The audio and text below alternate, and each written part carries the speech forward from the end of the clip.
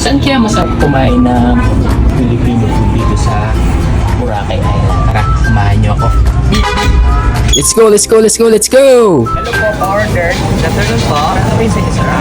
Filipino tayo today. Chicken as adobo, vegetarian lumpia, and yung boba black tea. Anong size po sa boba black? 16 ounce. Yung sugar level service na ba yan? Yes. Yes, 25%. Okay na ba yun, sir? Yes. Thank you.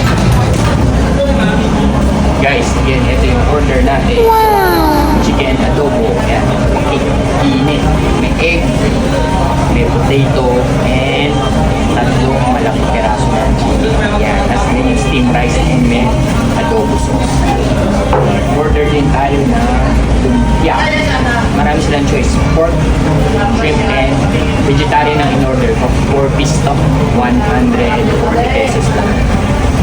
And of course, milk tea.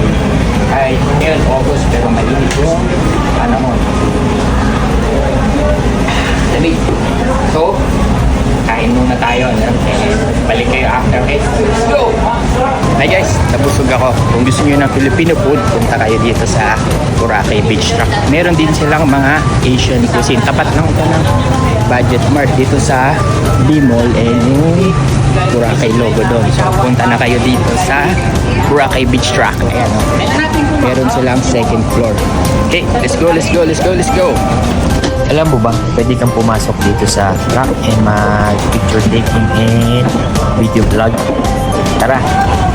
D-Mall, D-Mall, D-Mall, let's go! So, ano pa hinihintay mo? Tara, kain tayo sa Boracay Beach Truck. Madami dito, for sure may magugustuhan ka. Filipino, Korean, Thailand, and other Asian cuisine.